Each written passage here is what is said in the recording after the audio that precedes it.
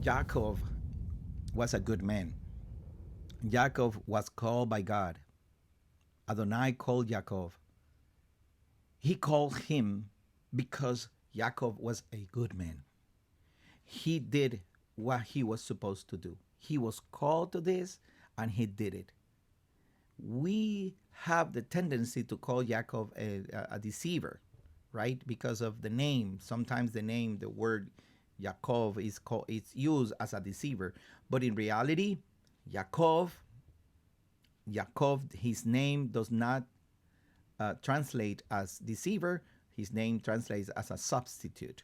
And we're going to see that through the scriptures in this Torah portion that we're going to study today. Hi, my name is Pastor Gabriel Paredes, a pastor of the congregation Casa de Israel Yarah here in Davenport, Florida. And we gather every Shabbat at 3:30. We gather at 3:30 because Shabbat is the day of God, is the day that He separated for us. We are a Hebrew roots congregation. We study the Hebraic roots of the word of Yeshua, our Messiah, of everything that we have in our hands, so we can understand in a broader way, without many biases, without the influence of culture, philosophy of man, but we go through the scriptures in the Hebrew content and in the Hebrew and the Hebraic atmosphere that was written. So we do that because it's important that we understand that Yeshua, our Messiah, which everybody calls him Jesus, Yeshua is our Messiah, and he was a Jew, he was a Hebrew. He was born in Israel, and he was called from Israel to the nations. So as we understand the surroundings of the life of Yeshua and the surroundings of the people of Israel, we will understand his goal, his teachings, and his actions. And to understand those things, we need to go back way back. Ancient Near East, Hebraisms,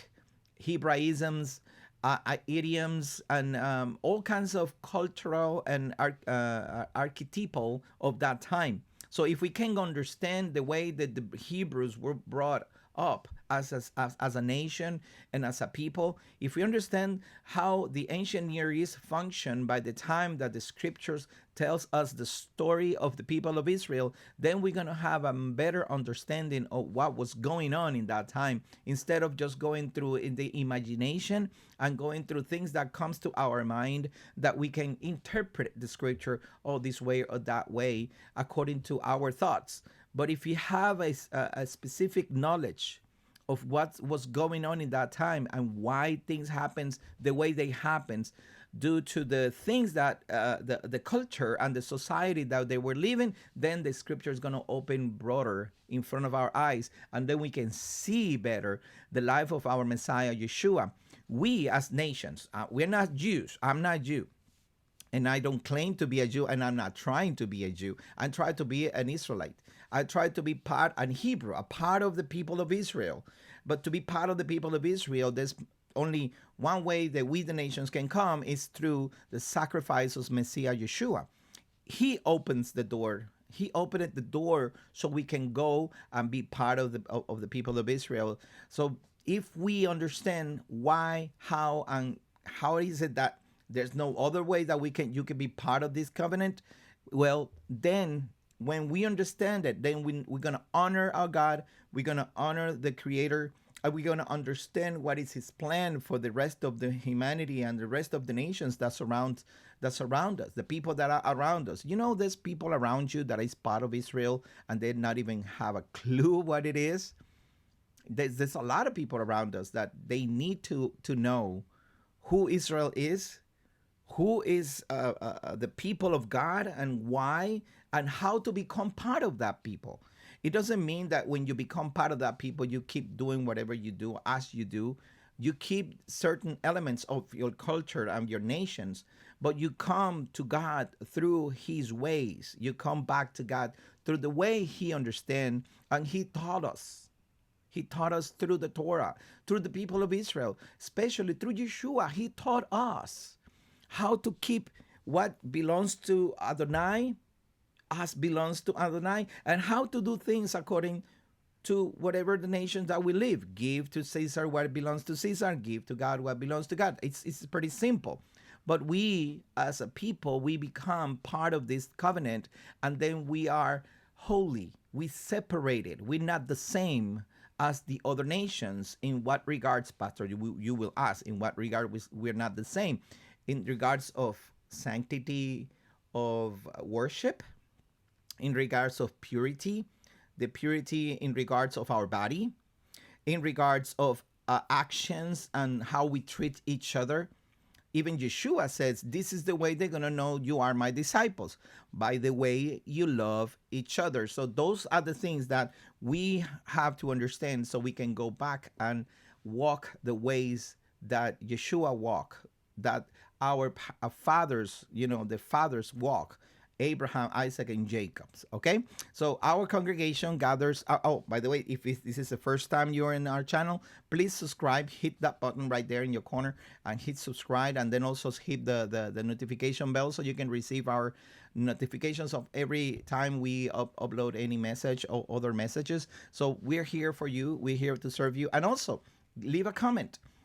Hit likes, leave a comment, and let us know how you are receiving these portions and these studies that we are bringing to you for your consideration. We gather on every Shabbat at 3:30 in Casa de Israel, Yarah. Our address is 6311 US 1792 north of Davenport in Florida. All right, so thank you for being here. Thank you for subscribing and also sharing our messages and sharing these studies that we do. Today we are in the portion. The portion is called Vayetzei. Vayetzei means and he went out. Vayetzei is about Jacob when he was sent by his father. Okay. Now I have to go back and I understand. And I want you to understand that Jacob was mistakenly presented as a deceiver, and Jacob was presented to us as he's the one that deceived other people. He fooled his brother, and he robbed the first birthright of his brother. But if we go through the scriptures, we will understand that he didn't do that. There was a promise already given to to Rebecca. Rebecca is the one who knew from the beginning who will serve the other. And I don't know if you remember the past portion that we studied, that Rebecca have two children in her belly. She was barren. She couldn't have children. And then Isaac prayed to God and let her be, have children. So she have two children in her belly. And those two children were fighting inside of her. And then God talks to her. Adonai talked to Rebecca and told her that those are two nations, and the elder will serve the younger. So when she received that promises, she knew from the beginning what was going on inside her belly. Esau, which is the firstborn, is a good man, but he was raised in between the Hittites and the Canaanites and Canaan. And in Canaan, he was influenced by the people of Canaan. Isaac, in his side, he was supposed to take care of his children and not let him go abroad, however he wants to go. And this is the problem with Isaac. Isaac committed a couple of mistakes, a couple of errors that those errors were he pays a high price for those errors. And the first price is that he loved his firstborn, and yet his firstborn didn't receive the birthright. He couldn't receive the birthright. So what happened with him?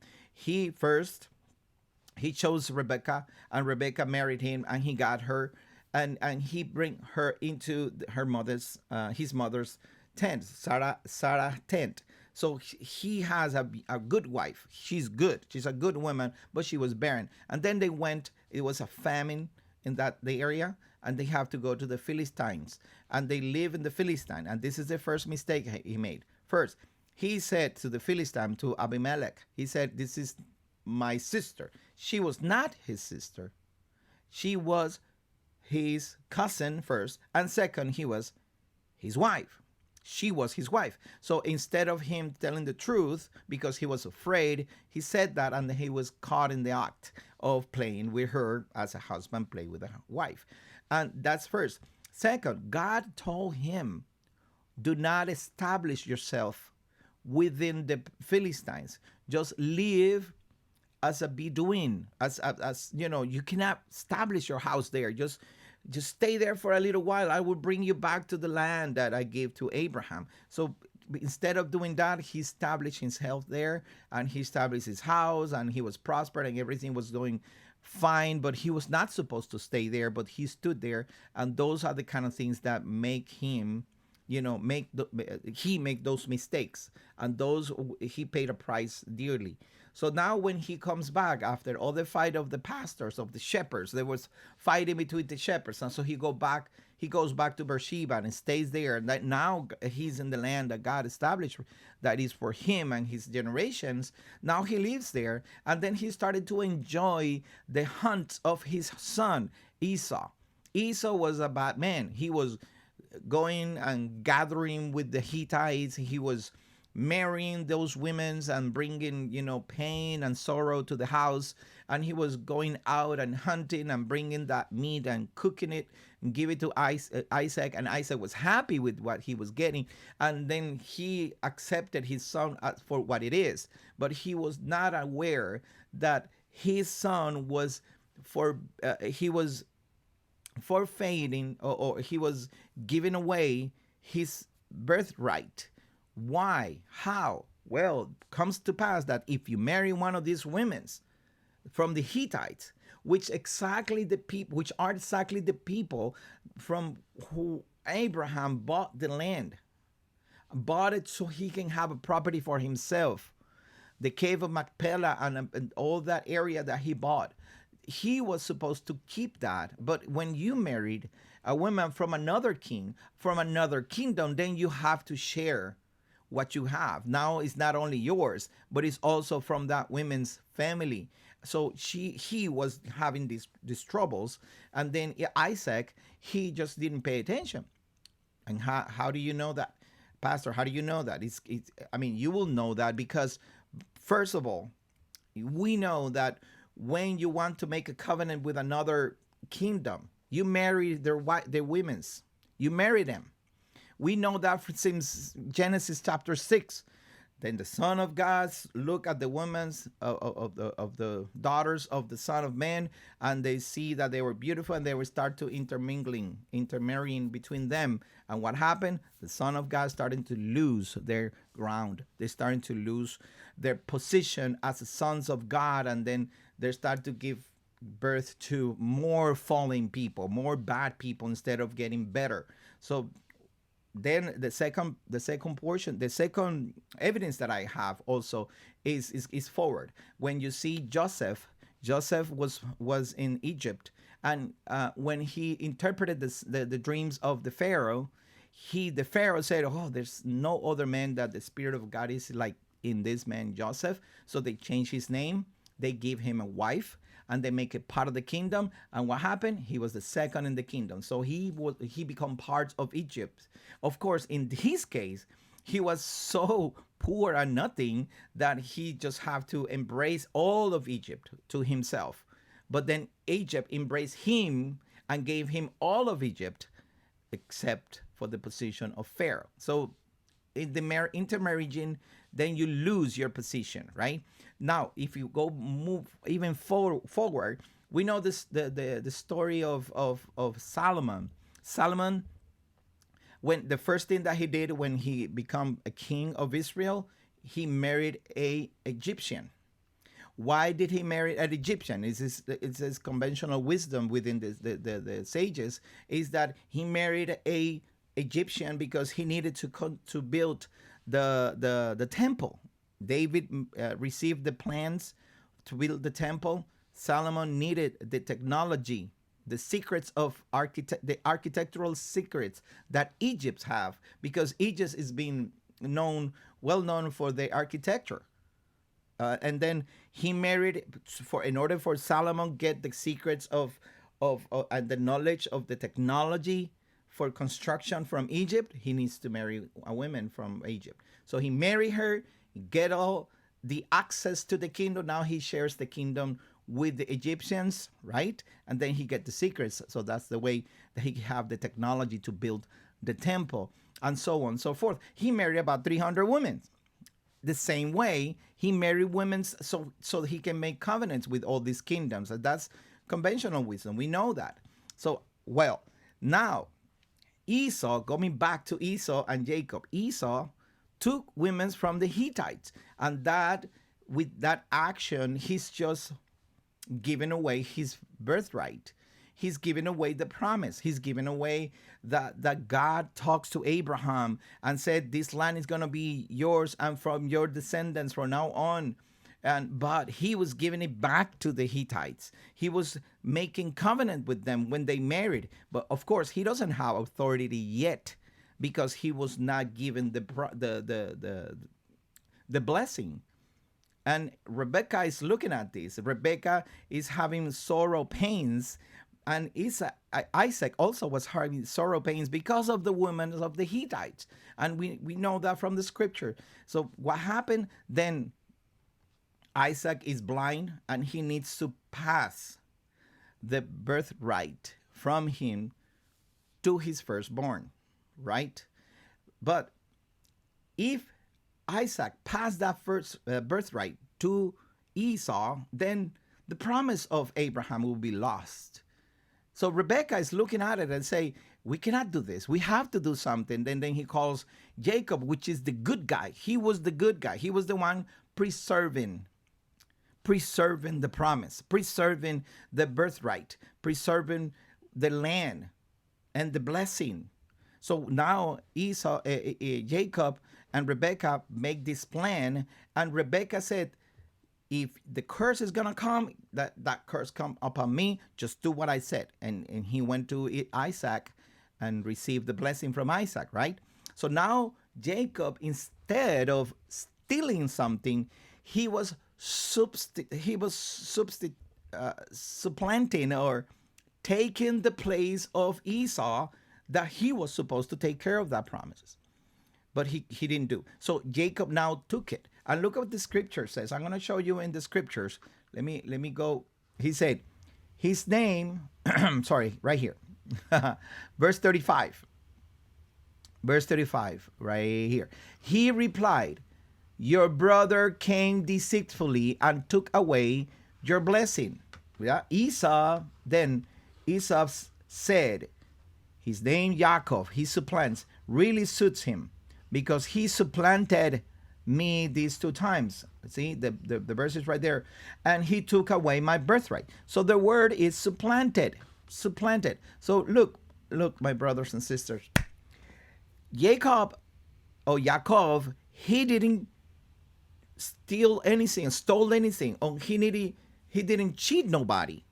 Actually, he have to do it through this deceivement, like telling his father, which is my opinion that his father knew what he was doing, because he comes in and he said, Father, it's me, Esau. And then the father says, the voice of Jacob, but the smell is like the fields and the country and of the land because of my son Esau. So then he continued the conversation. Plus, Jacob said, Jehovah, your father, your God, bless me and put this hunt in front of me. So those things are not the common language of Esau. It's the language of Jacob. So it's my opinion that Isaac knew, but it's only my opinion. Who knows? You know what I mean? So now, instead of stealing something, Esau gave away, or not actually gave away, but he rejected the birthright. The birthright. He cannot reject his firstborn. He's a firstborn. There's no way you're going to sell that because you still physically you were born first. So you're the firstborn. But you can reject the responsibility of being the bearer of the blessing, the responsibility of the promise, and keep it the way Grandpa, Abraham received it. Abraham received this blessing and these commandments. He was not supposed to marry the Hittites. Abraham paid a price for that land.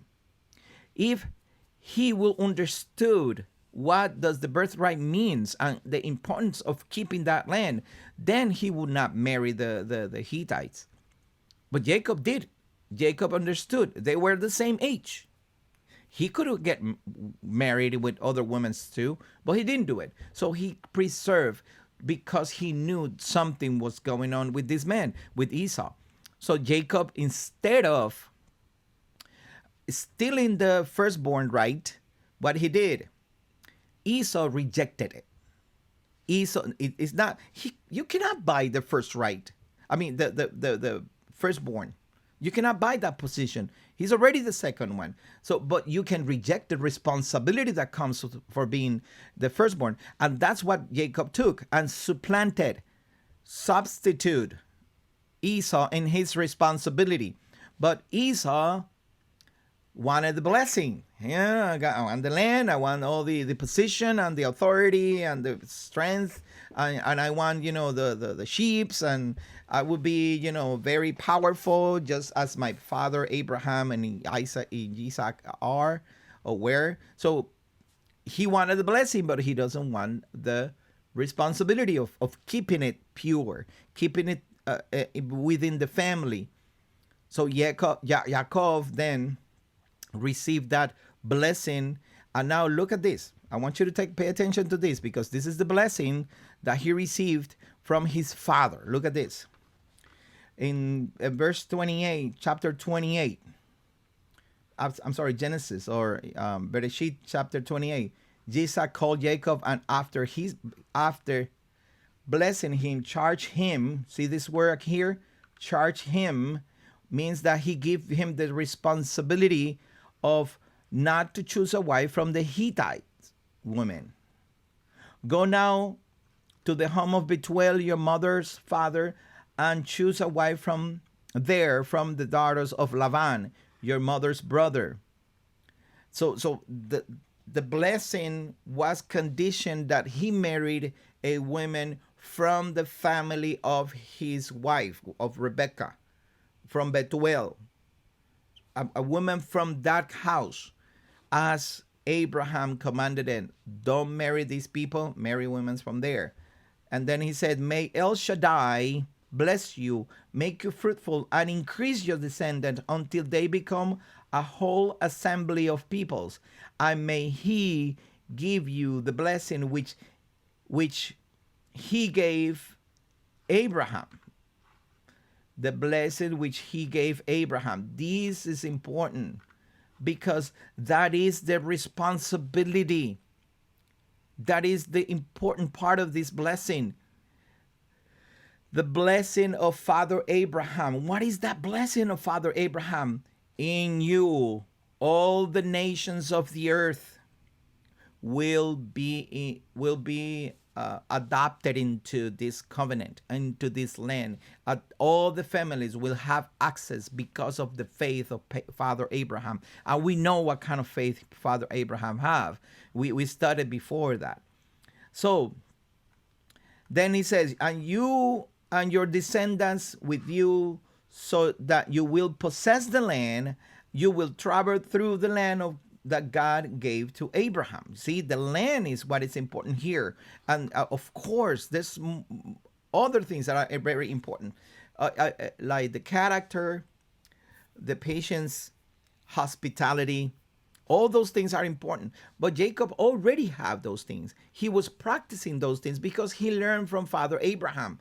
He learned from that. How do you know that, Pastor? How do you know he learned it from that? How is it that he didn't get lost just like Esau? Well, we know that he was raised in tents, right? And look at this. I'm going to show you something that is probably blow your mind, as it blew my mind when I read it and I understood this. Look at this. So Isaac sent Jacob away, and he went. This is where the portion started, is here. In verse 10, Yaakov went out from Beersheba and traveled towards Haran. He came to a certain place and stayed the night there. because the sun had set. So sun's down, he's ready to go to bed. He took a couple of stones in that place and put it under his head and lay down to sleep, right? He dreamed that there before him was a ladder resting on the ground with its top reaching to heavens, and angels of Adonai were going up first and then down on it. So there was messengers that were here on earth going to heavens to get the message and bring it down to the earth, right? Then suddenly Adonai was standing there next to him, and he said, actually it's translated here as next to him, but he was on the top of the ladder. But look what Adonai says. I am Adonai, the God of Abraham, your father. Abraham, your father. But look at this. Let me underscore this. And the God of Isaac. But it doesn't say Isaac, your father. It says Abraham, your father. It doesn't say Isaac, your father. So what could it mean? Well, if we study, extra biblical books like the book of Yarah, it stated that Jacob was raised at the feet of his grandfather, and we know this as God spoke to Abraham in Bereshit 18, Genesis 18:19. He says, "Because I know him that he will teach his sons, his children, and his children's children the ways of God." The ways of justice and righteousness. So I know for a fact that it was something that Abraham wanted to do and was capable and was more than, eager to do, which is teach Isaac the ways of Jehovah and teach his grandchildren. In this case, Esau and Jacob, the ways of Jehovah, the ways of Adonai. And what did Esau did? Oh no, I'm going to the field. And what did Jacob did? I sit at your feet, Grandpa. Teach me the ways. So that's why we concluded that Jacob was raised at the feet of Abraham, and that's why God here in this chapter calls Abraham his father, but doesn't call Isaac his father. You see, that's how we get to this. And how important it is. It is very important. Now we know, and now we can see up in front of us, right in front of us, we can see that Esau was raised by Isaac in the wrong direction, but Jacob was raised by Abraham in the ways of Adonai. And that's how we get this blessing. And that's how we get this position, this responsibility. That's how he get the firstborn right, the birthright. It's not only the blessings. Blessings are good, but it's the responsibility of keeping the ways of Adonai according to what Abraham received. And to finish today, beloved, because we don't have more time, I'm going to show you something extra here. After he has this dream and God spoke to him and gave him the same promise that he gave to Father Abraham, look what it says here. I will bless you. I will be with you. I will take care of you. You don't have to worry about anything. I will bring you back to this land. And then, that's how I know that Jacob was a good man. Then in verse 16 says, Jacob awoke from his sleep and said, truly Adonai is in this place, and I didn't know it. Then he became afraid and said, this place is fearsome. Oh my goodness. Oh wow, this has to be the house of God. This is the gate of heaven, because right there he received and had that experience with Adonai. Then in the morning he got up, took a stone, which means a memorial. He took a stone and had put that he was sleeping on, and that he was laying down sleeping, and set it up as a standing stone. You see, standing stone is a memorial. And he had put under and pour olive oil on it, on its top, which is his anointing that special place, giving that place a special meaning to that place, and named the place Bethel, the house of God. And then look at this. So the blessing and the fidelity is conditioned. This is not a regular covenant. It's a parallel covenant. We both agreed to do something for each other. All right? And this is what it is.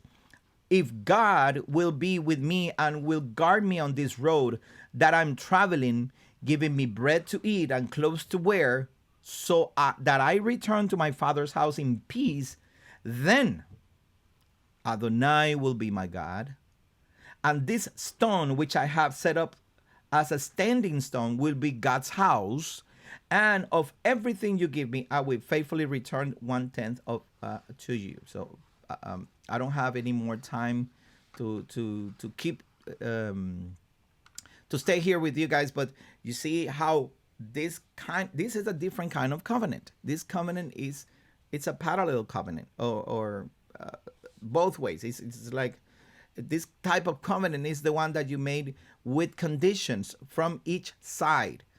God will bless him and protect him. He said, if you bless me and protect me, then I will choose you. I will promote you as my patron. I will promote you as my God, and I will live for you. My life will be yours forever. But bless me, protect me, keep me. So that's exactly what God did. And we're going to see that in the next portion when we see what the next study. We're going to talk a little bit about what happened to Jacob when he went to Laban's house. So, but for now, beloved, you have to understand this. God chose men that are righteous, and that men that see injustice, and that are willing to take the responsibility of keeping justice and righteousness, and keeping the name of God, the name of Adonai, uplifted, honored. And you do that. There's two ways to do it. It's in your own, as an individual, with rituals, which means singing and praying and doing all kinds of acts of obedience to God according to his will. But also, when you walk ways of justice, when you do righteousness, when you have mercy and goodness for your beloved or your friend or your neighbor, or the people that gather with you in the community, or the people that is not from the community, but you do acts of mercy. That's what God is calling us to do. He will fulfill the promise that he made us. He made you. He made a promise to us to bless us and protect us. But we have to be willing to take the responsibility that comes with that blessing. It's a great responsibility. It's not just free for all and I'm going to bless everybody no matter what. No, he's paying attention. He's looking for those who do the right thing.